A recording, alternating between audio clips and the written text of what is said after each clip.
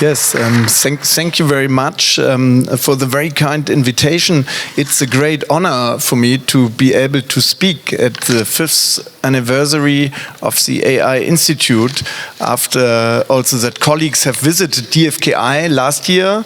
And I believe we have many things in common, and it's really a pleasure to be able to speak to you about our work at DFKI, our research, but in particular also about our innovation model in a public-private partnership, which is similar to the model that the AI Institute also has deployed.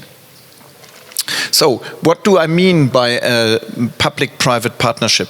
DFKI, in fact, is not a university institution, it is a company. It's so a non-profit company, but it's a company that has shareholders, and these shareholders come from the public hand, so from the states in Germany, where DFKI is located, and also from industrial shareholders that are, so to speak, the owners of that company. And you can see here, it started actually in 88, 89 with a handful industrial shareholders. And as you can see, we have all large industrial automotive companies as part of our shareholders. We have also large digital companies, international one, like you see Google here, you see Microsoft, but also the hardware manufacturers are present, Intel and NVIDIA. NVIDIA has helped us to build up substantial also compute resources at DFKI. So, of course, not as much as in the US, of course, but still something that we can work with. And then the various universities are also part of that shareholder ecosystem. Interestingly, we have also shareholders from certain domains. This is also very important. You can see here, for example, John Deere and Claas. Those are the two biggest agricultural technology providers worldwide, and similar to the automotive companies, of course they are competitors to a certain degree, but at DFKI, given that they partially join forces, but partially also we have developed models so that we can accommodate also the needs of different shareholders and separate them. This is also, I think, an important part. We have SAP, so software companies, we have German Telecom, and so on. So it's a large variety of shareholders, and with these shareholders, DFKI is pursuing application-inspired research, and of course, not only with those, but with many, many more industrial partners in Germany and Europe. So just to give you an idea about the non-profit science system in Germany and where DFKI is located. So on the one hand, we have the major research institutions. Those are Fraunhofer, some of you might know Fraunhofer, of course. There's Helmholtz, there's also the Max Planck Institutes. On the other hand, we have the universities and colleges, which of course in Germany have a long tradition and play a very important role. And then we have in the middle so-called small, and that's how we call us, small and medium-sized research institutions that are either organized as university institutes, applied university institutes, but also like, for example, Fortis or also DFKI as separate companies. And we are this kind of middle pillar that augments this this ecosystem of non-profit science in Germany between the universities and the very large major research institutes. And I would say DFKI is maybe most similar to Fraunhofer in that it basically follows application-inspired research. So we work a lot with companies. We are very much inspired about problems from the real world. But of course, we focus on AI. Fraunhofer is much broader and much bigger. And this may be, at this point, the difference. Oh, now I have to press again. Okay. So, what's DFKI's mission? DFKI is organized in research departments, and all the research departments are led by scientific directors that come from a certain area and that have their groups at the respective universities where DFKI is located. You will see this in a second. And basic research in AI is usually done in these university groups, and then the transfer into applications together with industry partners is usually carried out at DFKI. So that's one of the major goals of DFKI. But of course, we also help to educate German society through AI know-how and knowledge. We provide for students the possibility to do master thesis, bachelor thesis, PhD thesis in an industrial context. Often in Germany, universities collaborate with industry, but not very deeply. And often for students, it's difficult to get during their studies a collaboration with industry going. DFKI is a facilitator in this respect. And then, of course, we also are AI agenda setters, so we discuss with politicians, with other colleagues. We try to set up goals, for AI strategy in Germany. We are part of many kind of working groups and try to contribute in this respect to an ecosystem, AI ecosystem in Germany, but of course also in Europe. Germany alone, I think, AI, you need to actually join forces in AI, so collaborations are very important in Europe and beyond. So here, no, okay, back. So DFKI has started at the end of the 80s in Saarbrücken and Kaiserslautern. You see this here in the southwest of Germany, and then over the years several additional sites have been opened. We started in Bremen and in Berlin, and then in the last 5 years several additional sites have been added. The newest site actually will open, is a lab until has been a lab in the last 2 years and will be established as a full site beginning of next year. This is actually our site in Darmstadt, Technical University Darmstadt, and as you can see, we have a certain spread over the landscape in Germany, and the research department, the 28 research departments of DFKI are distributed in these, are located in these different sites. Yeah, it's not working very well. Okay, so here you can see the different topics, and given DFKI's history and long ongoing involvement into AI, we have all kind of different topics. I often say DFKI is a good example for research that does all of AI, from vision to speech, of course, embedded intelligence, also agents, for example, which through the foundation models has regained an enormous attraction.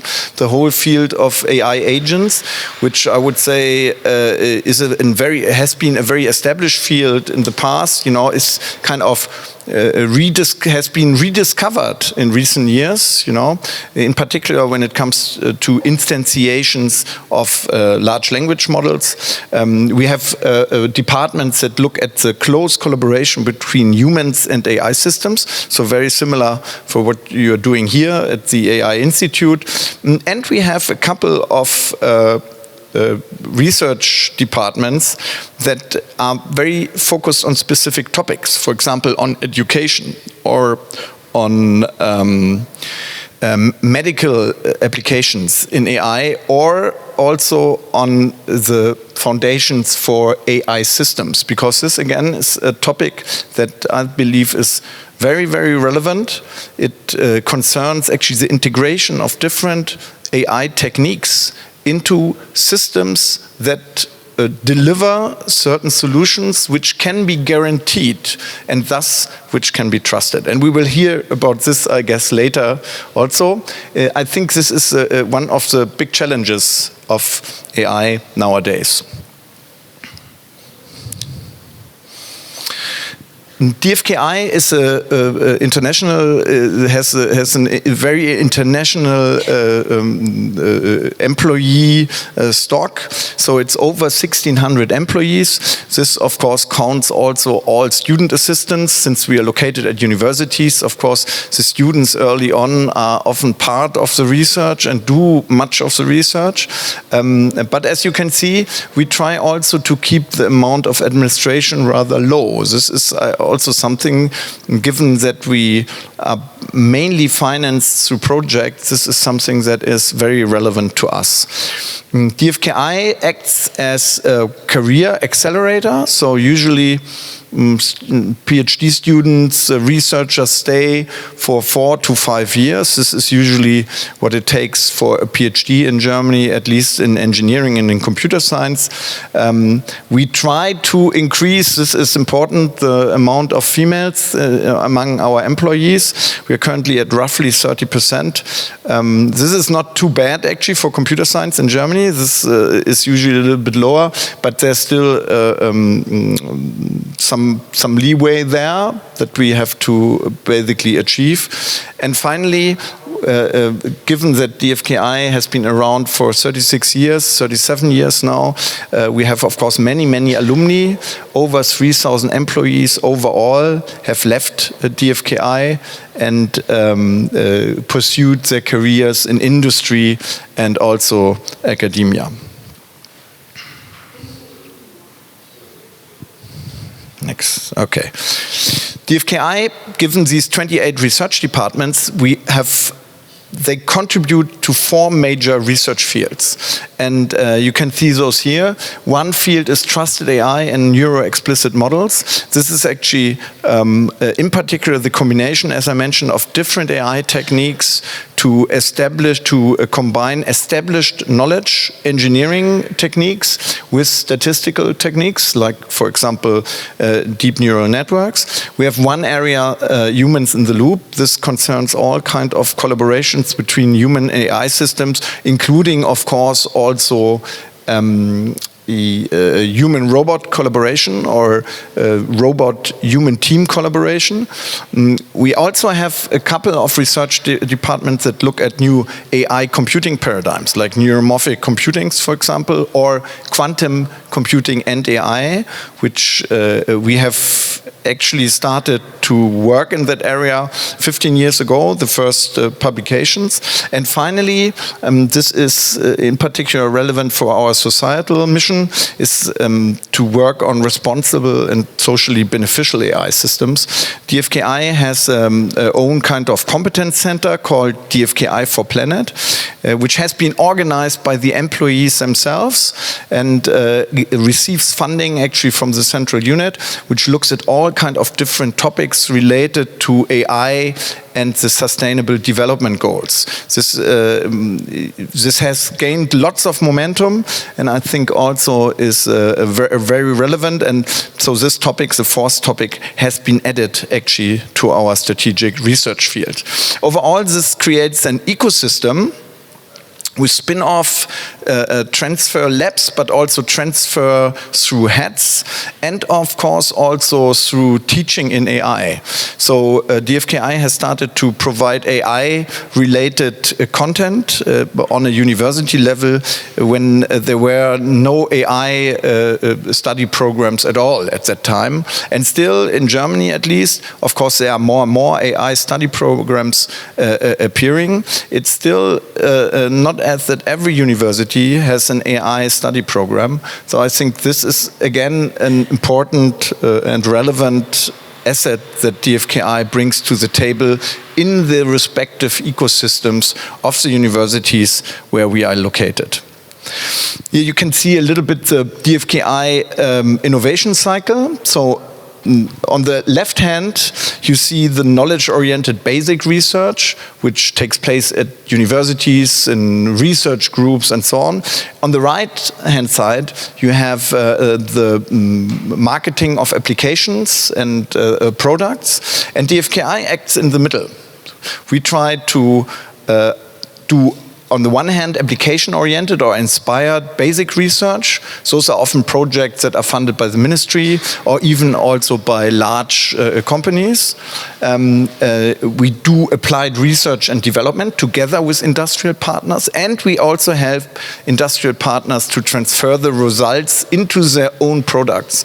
In particular for Germany, this is super relevant because Germany consists, although most of our shareholders are big companies, Germany's economy's backbone are small and medium-sized enterprises. And they often are marked world leader in certain niches. And for them, it's very relevant that AI techniques can be transferred into their products so that they are basically can compete in a stronger AI global competition.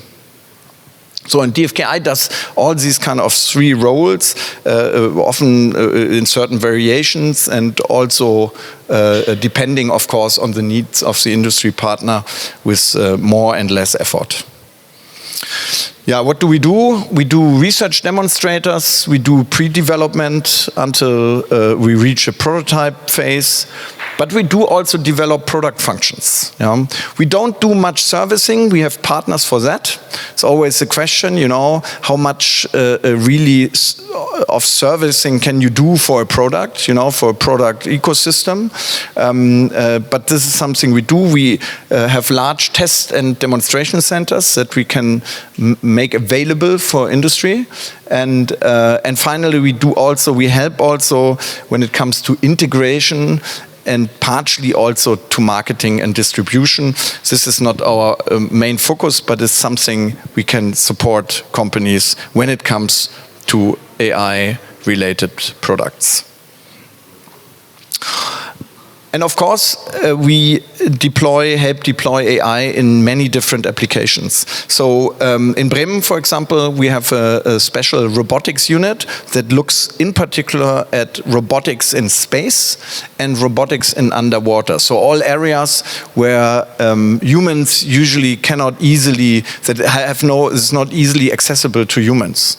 But we have very strong groups in logistics and production. In fact, the Smart Factory in Kaiserslautern, which you have also visited, the Smart Factory in Kaiserslautern is one of the first smart factories worldwide and has been founded, I think, in 2006. Yeah? So for a long time already. We do search and rescue missions, so in the area of security and safety. And DFKI has also contributed in e-mobility, but there are, of course, many other applications area like medicine, of course, financial. You have also, I've seen also some of those on the slides. I think, obviously, those are also very relevant. And a particular structure that we use for this collaboration are so-called future labs. So DFKI has 9 future labs in different domains. For example, retail is one, the Smart Factory is another one, for automotive we have one, for ambient assisted living we have one, and so on. And they are environments that demonstrate the capabilities of AI in a semi-realistic setting. So they are not university labs, but applied labs, but they're also living in a sense that they develop over time and new technologies are employed and added. And by that, the dialogue, we use this as an important dialogue platform also with industry. This is often much easier to communicate certain ideas, to test certain ideas with industrial partners in such a setting as using a PowerPoint slide deck, for example. Those, of course, we have also, but this has been proven much more successful. And beside the industry, I've seen that 17 startups have, this was even with my weak Korean obvious from the slides, 17 startups in 5 years. I think this is a very good value. Yeah. So the DFKI, of course, has been around much longer. We have over 100 startups, 120 actually, roughly, of all kinds of different sizes. And for us, it's important that we add our own ecosystem in a way by having these startups. So we have business relations with these startups, we do research with those startups. Of course, some startups then are sold, but many are still around and add a lot of value, not only for the former employees, but also for DFKI and the students of DFKI, PhD students and also the master students in particular that can work together with those companies. So that's a very relevant factor. Since a couple of years, we have established another means to do transfer and innovation. Those are the so-called transfer labs. A transfer lab is a special collaboration with industry that combines basic research questions with an overarching theme and interfaces for companies to send employees into this ecosystem. So there are stipends for graduate students that are funded, and at the same time there is an overarching project that has certain goals, with milestones and so on, and allows also employees from companies to join the research for a week or for 2 weeks, for example. And we have been quite successful with a couple of our shareholders and beyond with this kind of with this organization of partner labs. One example that I would like to give is from the area of security and finance. That is the so-called transfer lab cyber mapping. It is organized together with the German Bundesbank. That's actually the federal German bank. And what we're doing here is we are using knowledge graphs to model actually the worldwide financial system. So that's the first step. So all the relations of players. And then we use large language models to assess the risk of certain companies within that structure. So this system then can answer question, if a company X in this bank or financial supplier, if they plan to outsource a certain functionality to another company, what kind of risks does this constitute? And this is something that is very relevant because often these risks are not obvious. They are hidden and often very structural. And if one player is compromised, I think you remember actually this problems that Delta Airline had or so, when there was this one wrong security update. Of course, already for airlines, this might be a problem, but in the financial sector, this can be the consequences can be even more dramatic. So this is one transfer lab that we do together with a bank. Other collaborations, of course, are related to Industry 4.0. Industry 4.0 is a term that has been coined at DFKI. My predecessor, Wolfgang Walster, was one of the fathers of Industry 4.0. And while at that time AI was not so, I would say, prominently integrated into the Industry 4.0 idea, nowadays, of course, it is. And nowadays, it's in particular integrated in the idea of digital twins. So digital twins, basically the digitization, for example, of a full production process, can basically leverage its potential once you can run full simulation and optimization with AI systems. And this is something here we try to do, and we do this really on very realistic production systems. So that's then something that can be easily translated into a particular company environment. We use this also in our smart factory, and this is something where we combine actually a deep knowledge in production and manufacturing with a deep knowledge in AI systems. And so you can see those optimizations then might include the optimization and rearrangement actually of the production line, the automatic reconfiguration according to certain external factors, or if something unexpected happens, the automatic replanning of resources and machines. Here's an example also, let's see, the video is running. Yeah, this is an example of a full digital twin of a production environment. Here on the upper right, it's hard to see. Actually, this is the view of the person that is moving here. This is the avatar of the person. So here the idea is that through an augmented reality glasses, you can basically simulate, so you see the real production environment, and you can simulate certain things, like for example, logistics, intra-logistics through robotic platforms. And this is something that then can be super easily done. You can easily switch between the reality and the simulation. You can integrate simulation elements into reality, but you can also integrate reality into the simulation environments, and thus help to optimize processes.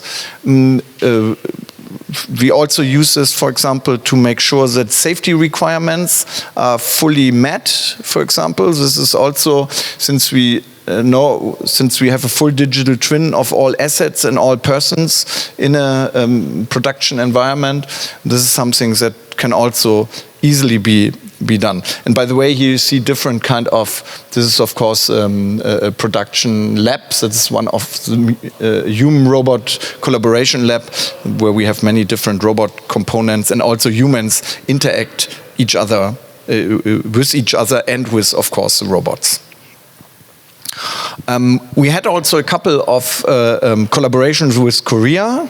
Here, for example, this was a collaboration of the Korean Institute of Machinery and Materials and Metrolabs. That's actually a German robot company, where DFKI acted as facilitator in between. Yeah? And here the idea was to have fully autonomous retail robots that do basically shelf grooming, that do inventory, they replenish the shelves, for example. They can tidy up also shelves when things are misplaced and so on. And this is all, again, based on digital twin representation and of the retail environment, and of course also of the movements of the robot, and this helps, for example, to speed up processes, and of course also helps to automate many processes in a retail warehouse. So this system can also patrol and so on. And they can currently, at the beginning, of course, they're doing this after, when the shop is closed, actually. But the idea, of course, would be that these robots can run basically 24 hours a day, also when customers are present. Another interesting research area are exoskeletons. So, as I mentioned, we have the robotic departments, and then, of course, in a way, there are kind of hybrid robotic components that can be worn on the body. You might have seen those. There are now even commercially available exoskeletons that help you hike, for example, up a mountain. So there has been lots of very interesting development, and of course, these exoskeletons might help even to overcome certain impairments, or will help in rehabilitation. But of course, they can be also used directly, to support strainful tasks, heavy lifts, And Germany has a couple of very good companies that develop these exoskeletons. And these exoskeletons can use for many things. For example, we combined this with our space research. So what you can do actually with an exoskeleton, you can simulate microgravity, by relieving the limbs, actually, by supporting the limbs. So it's the other way around. So by supporting the limbs in a way that people don't feel actually the weight of their arms, for example. And this can be used for training of astronauts.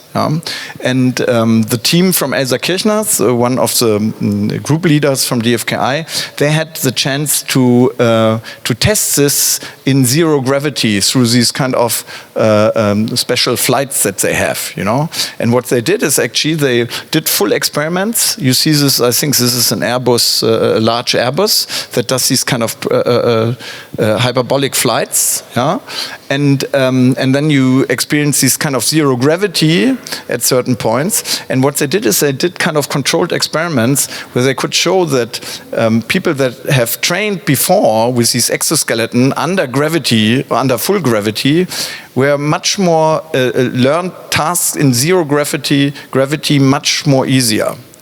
Because they already had this exoskeleton training. The exoskeleton also, this is very interesting. The exoskeleton can be also used in medical applications. For example, to combine stem cell therapies that you can use when you have a lesion somewhere, and then you use actually the exoskeleton to perform certain movements. And in combination, this is also something that Elsa does in her group, in combination with EEG, where you recognize the motor movements, so the intended motor movements. You can basically guide the exoskeleton and optimize the rehabilitation procedure. So that actually these stem cell therapies are much more successful.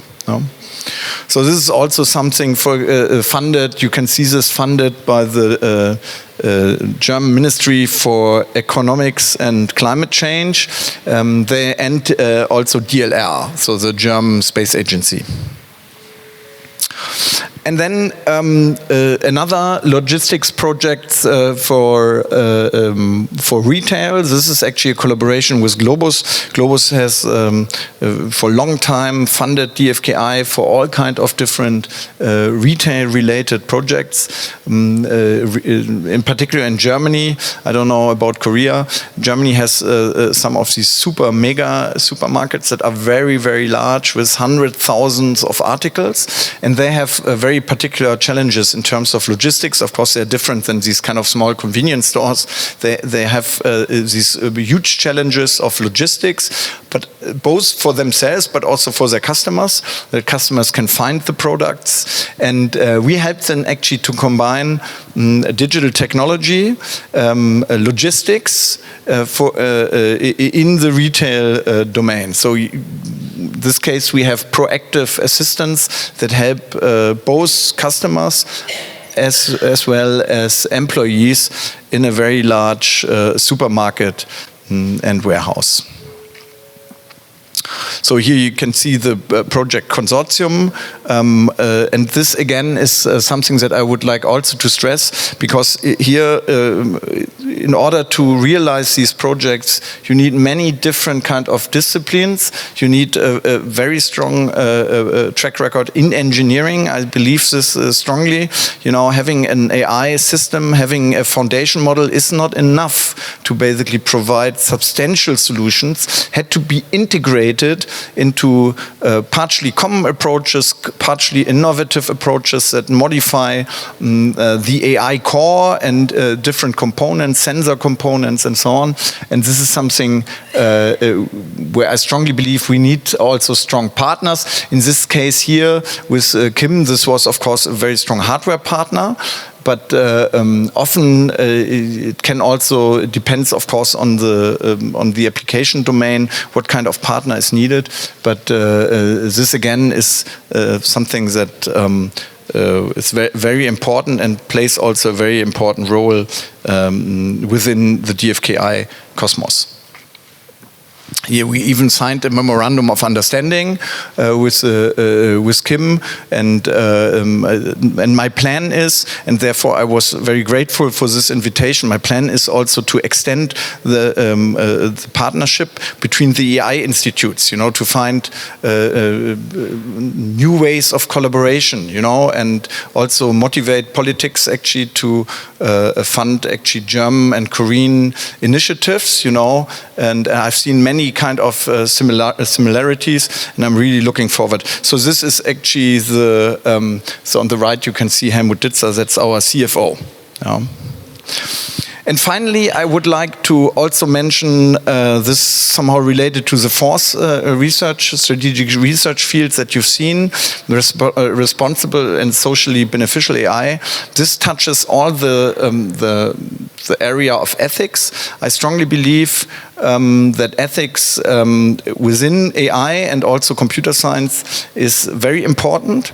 DFKI has an own ethic board that basically is able to review also project proposals, and I think this is very important. It's not only a review board, but it is a board that does research on AI and ethics by themselves. So they organize, they also have an ethics research agenda.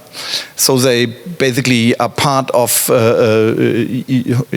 European Union Horizon projects, for example. They help DFKI researchers in other projects with additional research work packages that are related to ethical questions and also to technological, the assessment of technological consequences. I think this is very important. And while in earlier days we always partnered with others from other institutions, often philosophy department, for example, a couple of years ago we decided to build our own unit, and this has proven to be very fruitful and also very helpful to us, and kind of empowers also the research to a certain aspect. And it's also something that our industrial partners value a lot, you know, that we have such a board. Many of our partners, like SAP and so on, Google anyway, they have similar boards, and something that we use for a while, and it's something that is very, very important to DFKI. And with that, I would like to thank you for your attention. Thanks again for the invitation, and looking forward to the rest of the day. Thank you. Thank you for your splendid presentation. Thank you. 네, 다시 한번 큰 박수 부탁드립니다.